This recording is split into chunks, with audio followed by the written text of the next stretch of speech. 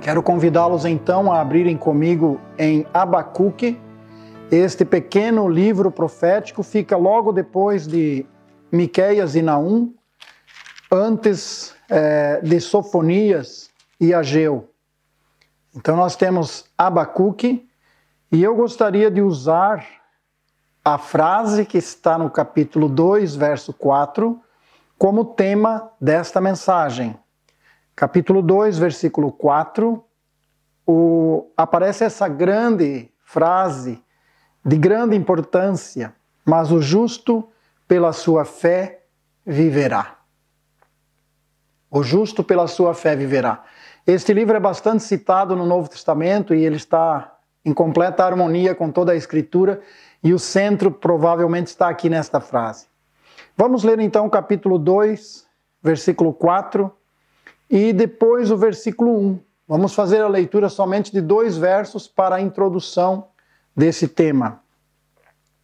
Abacuque, capítulo 2, versículo 4. Eis que a sua alma está orgulhosa, não é reta nele, mas o justo pela sua fé viverá. O versículo 1 desse capítulo 2 diz: sobre a minha guarda estarei, e sobre a fortaleza me apresentarei e vigiarei, para ver o que falará a mim, e o que eu responderei, quando eu for arguido. Conta-se a história de um professor que morava no subúrbio de Tóquio, e ele morava muito próximo à estação de comboio, e conta-se que ele tinha um cão chamado Ashiko, e esse cão ia todos os dias esperar por ele na estação.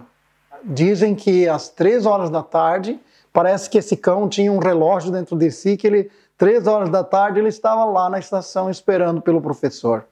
Conta-se que o professor morreu numa dessas saídas, portanto não voltou à estação, e esse cão continuou a ir, e depois passou a ficar lá e ser tratado por pessoas que passaram a cuidar dele porque ele estava lá esperando o professor. Um dos aspectos maiores e mais importantes da fé em Deus é a capacidade de esperar em Deus. O justo viverá pela sua fé. A capacidade de aguardar Deus, esperar Deus responder. Um segundo ensino fundamental da fé está também no contraste que se forma no mesmo versículo 4 do capítulo 2. Ele começa o verso dizendo: eis que a sua alma está orgulhosa. Aqui nesse contexto de Abacuque, nós já vamos falar um pouquinho sobre o livro, ele está a falar do Nabucodonosor, ou da Babilônia, do grande imperador. E ele diz: a sua alma é orgulhosa, não é reta nele, mas, faz o contraste, mas o justo viverá, pela sua fé viverá. Então nós temos aqui uma realidade muito importante também, além do fato de que devemos esperar, que a fé bíblica, a fé em Deus precisa desenvolver-se nesta espera em Deus, também tem esse sentido de que não ter fé é ser ímpio. Não poder confiar em Deus é agir como ímpio. É bem interessante esse grande contraste. Mas vamos pensar um pouco nesse livro em si. Quase todos os profetas nós começamos com a informação de quem ele é, de onde veio, quais são seus pais ou sua família. Contudo, Abacuque, nós não temos praticamente nenhuma informação. E quando temos alguma informação, depende um pouco mais da nossa imaginação do que do próprio texto. O texto não está a declarar muita coisa. Por exemplo, o significado do nome Abacuque. Disse que deriva de uma palavra hebraica que tem o sentido de abraçar. Como eles davam muita importância aos nomes, e os nomes tinham uma relação com a história da própria pessoa, então a nossa imaginação, a imaginação daqueles que seguem este raciocínio é que, na verdade, poderia significar que Abacuque foi recebido em uma família. Aí entramos numa outra questão: onde é que ele viveu? E nós pegamos mais uma vez um pequeno aspecto para imaginar o que podia ser, e lá está no final do livro, que o livro foi feito como um hino para ser cantado no templo. Então, Abacuque vivia em Jerusalém. Toda essa nossa informação é tão pequena, é tão escassa dentro do livro, que podíamos dizer Abacuque é realmente alguém desconhecido, que não temos muita informação, embora podemos deduzir estas coisas. Isso não pode ser afirmado com muita segurança. Quem era ele, de que família era, onde ele viveu. O que também sabemos que ele poderia estar a viver junto no período de Jeremias.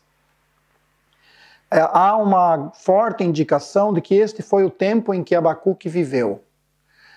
E nesse sentido, ele estaria vivendo 600 anos aproximadamente antes de Cristo. E Abacuque teria então sido contemporâneo de Jeremias, mas nós não vemos o destaque do seu ministério entre o povo, mas mais num relacionamento pessoal com Deus. Enquanto Jeremias estava entre o povo, estava a profetizar durante anos seguidos, mais de 20 anos. O Abacuque nós não sabemos por quanto tempo e não sabemos também o quanto a sua mensagem teve impacto. A única forma de mensagem que encontramos aqui dele ao povo é quando ele faz aquele, nós podíamos chamar, alguns estão a chamar de outdoor, né? Aquele painel grande com a informação que Deus tinha dito, quando você vai escrever isso que eu estou a te dizer, e vai pôr em letras bem grandes, para que até quem passa correndo consiga ler. Então esse podia ter sido esta forma que Abacuque transmitiu a mensagem ao seu povo, o povo de Judá. Quando olhamos um pouquinho mais o contexto desse livro, vamos ler os versículos 1 a 4 do primeiro capítulo, pensando um pouco no contexto do livro em si. Aqui diz no capítulo 1, verso 1 a 4, peso que viu o profeta Abacuque. Até quando, Senhor, clamarei eu, e tu não me escutarás? Gritar-te-ei violência, e não o salvarás?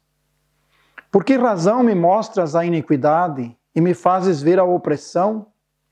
Pois que a destruição e a violência estão diante de mim, havendo também quem suscite a contenda e o litígio. Por esta causa, a lei se afrouxa e a justiça nunca se manifesta, porque o ímpio cerca o justo e a justiça se manifesta distorcida. Ele apresenta um quadro social e, sem dúvida, religioso também, porque Israel tinha todo o seu espaço social também formado por esse conceito religioso, esse conceito do Velho Testamento, e, portanto, está a injustiça, a falta da aplicação correta da lei, o ímpio cercando o justo, e quando dizia-se sobre justiça, fazia-se de forma distorcida, ele diz, de forma injusta, não era exatamente justiça que se fazia. Então ele está clamando a Deus. O livro em si é um clamor a Deus. E esse clamor a Deus é para que Deus pudesse tratar o seu povo, corrigir esse povo que estava desviado da lei de Deus, afastado de Deus. Abacuque está a clamar a Deus que, por favor, trate de Judá. Se nós olhamos a história, tinha se passado mais ou menos 120 anos desde que o povo do norte, as 10 tribos, foram levados para o cativeiro e nunca mais voltaram. E Abacuque estaria clamando a Deus que Deus tratasse de Judá para que eles se arrependessem, para que houvesse arrependimento. Então nós temos aqui, nesse contexto do próprio livro, uma situação que podemos comparar com o nosso mundo hoje. Aquilo que diz aqui, por esta causa a lei se afrouxa, né? Ele está falando antes aqui, há contenda, litígio, violência, destruição, e é o que nós estamos a ver em nosso mundo hoje. E ele diz, a lei está enfraquecida, a justiça não está a ser feita, aqueles que têm dinheiro conseguem pagar bons advogados e ficam livres. E aqueles que não têm são presos por pouca coisa. Qualquer coisa que façam, leva-os à prisão. Mais ou menos esse contexto social que nós também vemos no mundo atual. Esse nosso mundo, cheio de injustiças, de falsidades, de mentira, em que a lei também está enfraquecida, em que o dinheiro ou a capacidade, a eloquência dos bons advogados consegue fazer o que eles faziam na época, distorcer o sentido real da lei e da justiça. Então nós encontramos aqui um contexto muito semelhante. Agora, quando ele faz esse pedido a Deus, qual foi a resposta de Deus? Que resposta Deus dá a ele? Nós encontramos no capítulo 1, versos 6 a 11, e vamos ler agora, capítulo 1, versos 6 a 11, porque eis que suscita os caldeus, nação amarga, impetuosa, que marcha sobre a largura da terra, para apoderar-se de moradas que não são suas. Horrível e terrível é, dela mesmo sairá o seu juízo e a sua dignidade. Os seus cavalos são mais ligeiros do que os leopardos, e mais espertos do que os lobos à tarde. Os seus cavaleiros espalham-se por toda parte, os seus cavaleiros virão de longe, voarão como águia, que se apressam a devorar. Eles todos virão para fazer violência, os seus rostos buscarão o vento oriental e reunirão os cativos como areia. E escarnecerão dos reis e dos príncipes, farão zombaria, eles se rirão de todas as fortalezas, porque amontoarão terra e as tomarão. Então muda a sua mente e seguirá, e se fará culpado, atribuindo este seu poder ao seu Deus. A resposta que Abacuque recebeu aqui não tem nada a ver com a expectativa que realmente ele tinha de uma resposta de Deus. Deus lhe diz, eu vou trazer Babilônia, eu vou colocar Babilônia para tratar Judá. E descreve um pouco o poder babilônico, descreve a condição deste grande império, e Abacuque sabia, mas ele dá uma descrição de como ele viria e que no final até iria cultuar o seu Deus com a vitória conquistada. Então isso coloca o Abacuque numa condição onde ele não podia explicar como é que Deus vai permitir isso. Como é que isso pode acontecer? Eu pedi a Deus que tratasse o meu povo, que estabelecesse a justiça, e agora Deus vai trazer esse poderoso império, e esse império vai destruir por completo o meu povo. Nós seremos destruídos, Deus. Imagine uma resposta que é totalmente contrária àquilo que você pediu ou imaginou. Mas esta era a realidade dele. E nesse sentido, Abacuque entra quase que em pânico. Quando ele descreve o estado em que ele ficou, como ser humano, ele ficou muito abatido. E nós poderemos ver isso depois, se quiserem observar a realidade da situação. É quando ele diz, lá no último capítulo, versículo 16 do capítulo 3, ouvindo eu, o meu ventre se comoveu, a sua voz tremeram os meus lábios, entrou podridão nos meus ossos e estremeci dentro de mim no dia da angústia. Até ali ele refere-se ao estado emocional dele. Ele fala desse dia em que ele ouviu esta mensagem e que ele ficou apavorado. Algumas vezes podemos dizer, como uma expressão, ele pirou de vez, ele ficou realmente apavorado. E nesse sentido, quando nós pedimos a Deus e as coisas não acontecem como nós queremos, e às vezes Deus dá uma resposta muito diferente daquilo, ainda conservamos fé? O meu justo viverá pela fé, diz a Bíblia. Nós ainda vamos conservar a fé? Se nós pedimos para não ficar doentes com o coronavírus e acontecer que fiquemos? Se pedirmos para não perder o emprego e depois perdermos, ainda vamos conservar a fé? Ainda Deus será o nosso Deus? Se o que Deus for fazer trouxer uma realidade muito distante da que eu pensava, Esse povo vai cultuar o seu Deus. Como é que o Senhor permite eles atacarem o meu povo? E aí, nesse sentido, quando ele fala, ele diz, olha, Senhor, nós ainda somos melhores que eles. Como que o Senhor, na sua justiça, vai fazer isso? Então, aqui remete-nos para uma realidade que nós podemos dizer dos juízos de Deus. Como são feitos os juízos de Deus? Então, nós vamos encontrar um texto que o apóstolo Paulo cita em Romanos, quando ele diz, ó profundidade da riqueza, tanto da sabedoria como da ciência de Deus. Quão insondáveis são os seus juízos e quão inescrutáveis os seus caminhos. O apóstolo Paulo ele se depara com esta realidade toda histórica e ele diz, não é possível entender tudo. Mas ele diz, ó profundidade da riqueza, tanto da sabedoria como da ciência de Deus. Quão insondáveis são os seus juízos e quão inescrutáveis os seus caminhos. No capítulo 1, versículo 12 e 13, é o momento em que ele responde a Deus depois de ouvir que Babilônia vai atacar seu povo. Que resposta Abacuque dá? E aqui vê-se mais uma vez a fé verdadeira em ação.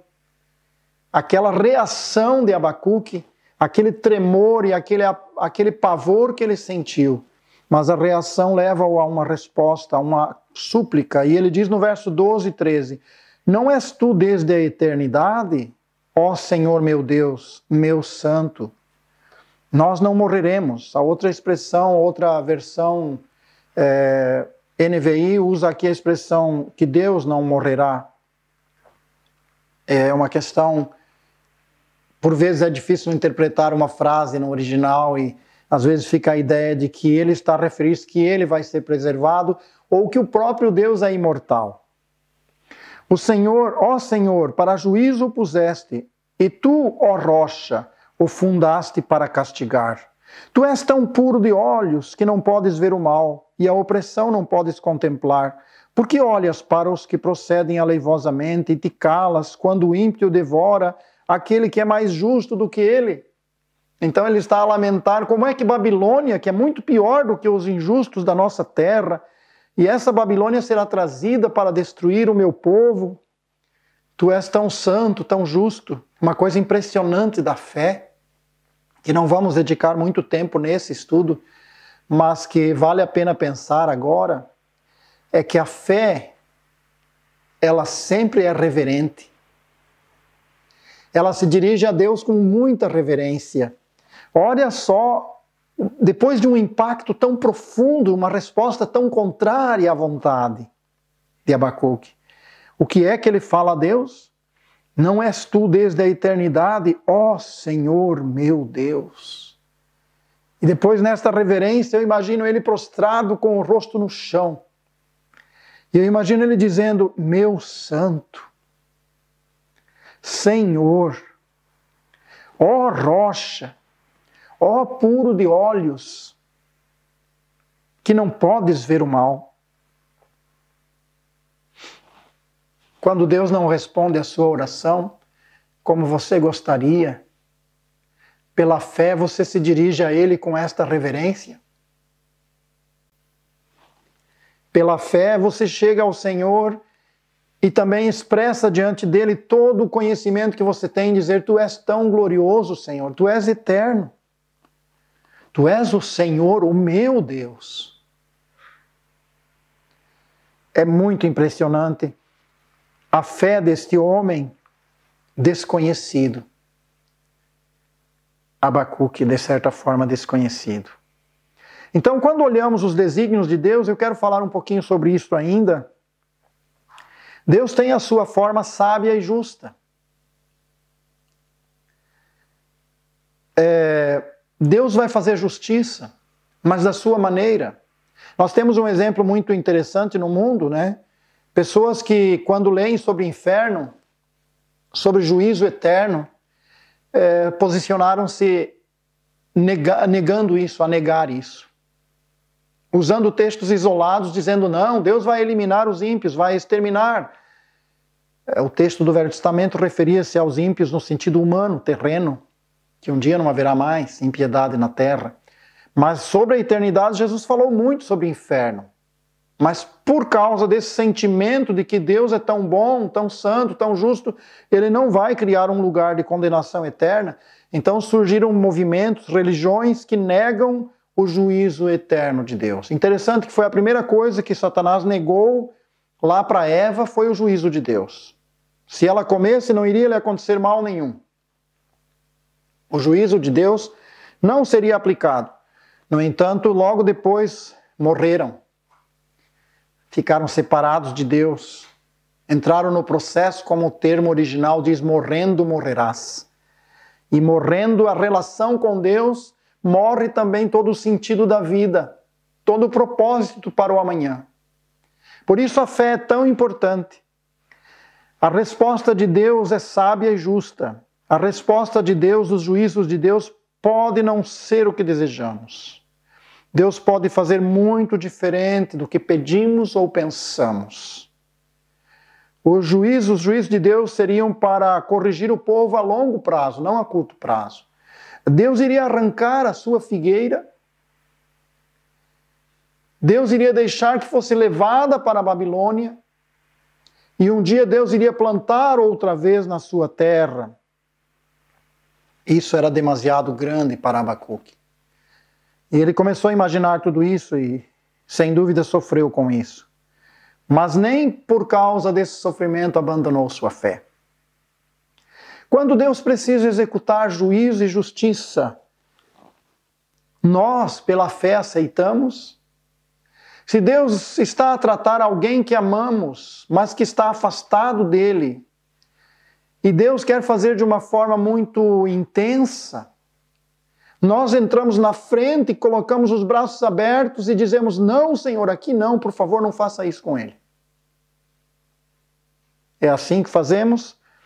Ou nós chegamos a Deus e dizemos, Deus, Tu és eterno, Senhor, santo, justo. Eu não entendo como o Senhor poderá usar um mais ímpio ainda para castigar a impiedade do meu povo. Eu não entendo como o Senhor vai tratar desta pessoa amada desta forma que eu estou percebendo que o Senhor está fazendo, mas eu quero aceitar. Um outro aspecto interessante nessa questão do juízo de Deus é por quanto tempo podemos esperar em Deus. Por quanto tempo podemos esperar? O capítulo 1, capítulo 2, versículo 1, diz, sobre a minha guarda estarei, e sobre a fortaleza me apresentarei e vigiarei, para ver o que falará a mim. Abacuque, depois de clamar a segunda vez, dizendo, Senhor, não pode ser, o Senhor usar um mais ímpio ainda, como é que o Senhor usa o homem ímpio? Aqui entra aquele dilema da existência do mal, que nós também não poderemos falar muito nesse momento, mas desde a história do Antigo Testamento, as pessoas ficaram a se perguntar como é que o mal existe se Deus é bom. Mas o Abacuque, nesse momento, ele diz, eu vou ficar na fortaleza, eu vou ficar de guarda, eu vou ficar esperando a resposta de Deus. Nós sabemos que essa espera é um dos aspectos mais difíceis da fé. Abraão esperou 25 anos pelo nascimento do prometido. Isaac esperou 20 anos pelo nascimento dos seus filhos. E você vai olhar na história bíblica e tem muitos a esperar, esperar, esperar. Jó esperou, perdeu tudo, perdeu seus filhos, seus bens, sua saúde, mas esperou, vigiou e esperou. Mesmo sendo empurrado, impulsionado por seus amigos a afastar-se do grande Deus, Jó permaneceu de vigia, esperando a resposta divina. Meus queridos, nós não sabemos quais serão as circunstâncias que vão cercar a sua família, a minha família, o nosso povo nesse tempo, a igreja nesse tempo. Mas nós sabemos que devemos estar no lugar certo, na espera. Eu imagino que o Abacuque ele usa a expressão de uma fortaleza, um lugar de onde ninguém pudesse o remover, ninguém pudesse o tirar dali da presença do Senhor. E ele diz, eu vou estar vigilante, para ouvir a voz do Senhor, para entender os seus caminhos. Claro, Deus falava através das profecias, através de anjos, através de sonhos, mas nós hoje temos a sua palavra. E, portanto, Nós não vamos querer uma comunicação por telégrafo, por exemplo, ou por fax, quando já temos o nosso WhatsApp e tantas outras tecnologias. Nós não vamos regredir aquelas coisas simples que foram usadas no início da revelação de Deus, desprezando a grande revelação, o máximo da revelação que está aqui, a palavra dele. Abacuque esperou, e nós temos esta força para esperar. Abacuque levanta a sua queixa, e logo em seguida nós temos a resposta de Deus, que foi também o tema da nossa mensagem nesta manhã, que está a ser o tema, e que está no versículo 4. Deus passa a responder no versículo 2, e nós vamos ler desde o verso 2 do capítulo 2. Então o Senhor me respondeu e disse: escreve a visão, torna bem legível sobre tábuas, para que a possa ler quem passa correndo. Porque a visão é ainda para o tempo determinado, mas se apressa para o fim, e não enganará. Se tardar, espera-o, porque certamente virá, não tardará. Eis que a sua alma está orgulhosa, não é reta nele, mas o justo pela sua fé viverá. O que ele recebe é para ele fazer alguma coisa naquele conflito, naquela situação, para ele não ficar paralisado com o medo do que viria a acontecer, mas tomar iniciativas que fossem práticas, anunciar a mensagem, e se essa mensagem parecesse demorada para acontecer, devia esperar. Se tardar, espere. E depois ele diz, não tardará. O plano de Deus é diferente no tempo. Deus está fazendo uma obra na sua vida e na minha vida. É interessante que Abacuque não aparece em destaque entre os profetas. Isso mostra que Deus trata com pessoas muito simples. Não trata sempre com as pessoas de destaque na sociedade, com os sábios e entendidos. Deus trata com alguém desconhecido. Trata-o pessoalmente.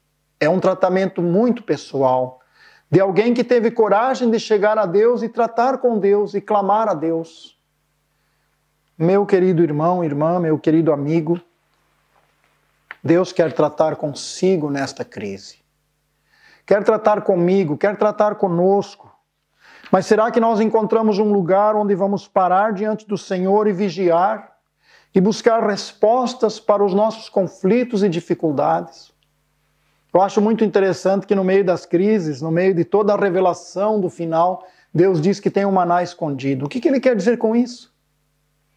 Certamente quer dizer que tem um suprimento escondido, preparado para o dia da crise e para aqueles que nele esperam. É necessário que os que foram justificados pela graça e pela fé em Jesus vivam pela fé. Dependam de Deus pela fé. Se não aprendemos a entrar e estar diante de Deus, o Senhor, e resolver diante dele os nossos conflitos pela sua palavra, pela comunhão do seu Espírito, pela comunicação do amor cristão e da comunhão entre os crentes, porque Deus quer usar os outros na minha vida também. Se não aprendemos a entrar diante do Senhor desta maneira, corremos o risco de cair da fé. O salmista no Salmo 73, ele fala que ele quase caiu da fé. Quando ele viu que os ímpios iam bem e ele como justo ia mal. As coisas não iam bem para ele, mas para o ímpio ia. Até que ele entrou no santuário de Deus, diz o texto. Até que ele entrou no santuário de Deus. Meus queridos, nesse momento, eu gostaria de convidá-lo a entrar no santuário de Deus pela fé cada dia. Nós chegamos ao final desse momento, desta mensagem. Abacuque compreendeu que um dia a terra iria se encher do conhecimento do Senhor. É um dos versos também centrais nesse livro.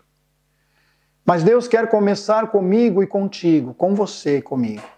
Deus quer começar pessoalmente, como fez na vida deste homem, quer fazer na sua, no seu espaço desconhecido, da sua vida particular, onde você está na comunhão de Deus. Eu gostaria de finalizar com a mesma ilustração que comecei. Há uma diferença astronômica entre nós e Deus e o cachorro, o cão e o seu dono lá no Japão. A diferença é astronômica. O cão esperava por um professor morto. O seu dono estava morto. Você e eu esperamos pelo Salvador vivo. O nosso Salvador voltará. Se tardar, espera, porque não tardará. No plano de Deus estará exatamente no momento certo. Nós esperamos por um Deus vivo. E o outro momento que eu gostaria de destacar ao finalizar, há um grande contraste entre o que vive pela fé e o que não vive pela fé. O que vive pela fé, pela sua fé viverá. E o que não vive pela fé é considerado como um ímpio. É assim que ele diz, o seu coração está orgulhoso, falando do Nabucodonosor, do Império Babilônico, mas o meu justo viverá pela fé. Quando não reagirmos por fé, estamos a tomar a posição do ímpio. Que Deus nos abençoe nesta manhã, que nós possamos refletir que estamos a servir o Deus vivo e verdadeiro, e possamos entrar na sua fortaleza. Quando o Novo Testamento diz, cheguemos com toda a liberdade, inteira certeza de fé, com os corações purificados de má consciência, ao trono da graça, porque Deus nos recebe em Jesus Cristo. Faça uma experiência. O que é que você vai fazer nesta semana com esse texto? Faça como uma experiência da sua vida. Estabeleça um horário específico e diga, esta semana eu vou fazer isto. Eu vou fazer como esse Abacuque fez. E mesmo que ninguém nunca me conheça, no meu tempo, ninguém saiba do que estou fazendo, eu vou esta semana entrar na fortaleza de Deus, no seu santuário, e vou aguardar a resposta de Deus, vou buscar na sua palavra, vou pedir de Deus. Se isso acontecer conosco, que nós também nos aproximarmos de Deus, tal como Abacuque se aproximou, certamente haverá uma grande virada na nossa história. Pode ser que você já esteja fazendo isto, mas vamos pensar também que Deus tem a sua maneira de responder. Que possamos aceitar a sua resposta e continuar adorando ao nosso Deus. Depois, se fôssemos ao final do livro, numa outra ocasião poderemos ir, nós vamos ver que ele diz, ainda que todos os seus valores sejam destruídos, ele diz, eu me gloriarei no Senhor. Quando esta glória de Deus entra no coração humano por Jesus Cristo, nosso Senhor, ela não desaparece se mantivermos nossa fé na sua palavra. Deus nos abençoe. Amém.